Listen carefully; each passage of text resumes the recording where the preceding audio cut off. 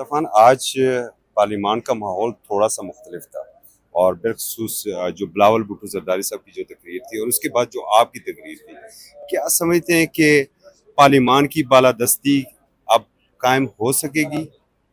دیکھیں، خواہش تو ہماری یہی ہے کہ پارلیمنٹ کی بالادستی ہو، اس پہ عمل ہو، کانسٹیٹیوشن پہ عمل ہو۔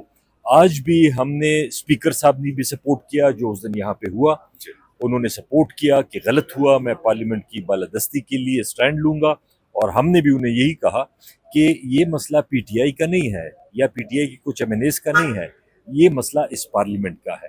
تو انہوں نے بھی یقین دہانی کرائی کہ وہ انشاءاللہ تعالیٰ بھرپور، اس میں ہماری زیادہ کوشش یہی ہے کہ پروڈکشن آرڈر تو ایشو کر دیتے ہیں، اچھی بات ہے، کرنا چاہیے، لیکن اصل چیز یہ ہے کہ یہ ہوا کیوں ہے، کس نے کیا ہے، اس نتیجے پہ پہنچنا بہت ضروری ہے۔ بالکل صحیح، آپ نے اپنے وزراء کی غلطیاں تسلیم کی، جن وزراء کی ابھی نشاندہی کی انہیں ویسے کیا مشورہ دینا چاہیں گے آپ؟ دیکھیے، یہ تو مطلب اقتدار تو آنی جانی چیز ہے۔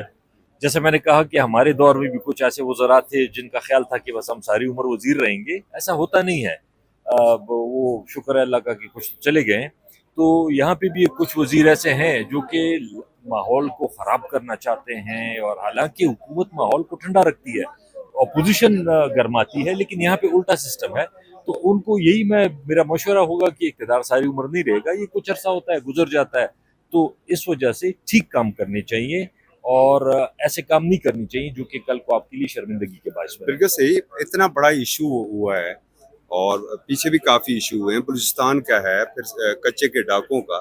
وزیر داخلہ نے ایوان کو جواب دینا ہوتا ہے، ہمیں ہمارے وزیر داخلہ یہاں پر نظر نہیں آئے ہیں۔ میرے خیال میں اس وزیر داخلہ نے تو شاید نہ پرائم منسٹر کو جواب دینا ہے، نہ کابینہ کو جواب دینا ہے، نہ عوام کو جواب دینا ہے، نہ اسمبلی کو جواب دینا ہے، وہ تو پتہ نہیں کس کو جواب دے گا، کیونکہ وہ تو یہاں پہ کرکٹ کا دیکھ لیں، کرکٹ کا بیڑا غرق کر دیا۔ اسی طرح لا اینڈ آرڈر کا مسئلہ ہے، کے پی میں ہے، بلوچستان میں ہے، پنجاب میں کچے کے ڈاکو، اور سندھ میں بارڈر ہے، اور وزیر داخلہ صاحب نظر نہیں آتے، تو پتہ نہیں وہ کس کو جواب دے ہیں۔ یہاں پہ تو وہ کسی کو جواب دے نہیں ہے۔ بالکل صحیح، آپ کے جواب سے اگر آپ کی پارٹی کے اندر اختلافات نہ پیدا ہوں، آپ نہ جواب دینا چاہیں تو آپ کی مرضی۔ گنڈا پور کو صاحب کو بھی سمجھائیں گے کہ تھوڑا سا اپنے لب و لہجے کے اوپر نظر ثانی کریں۔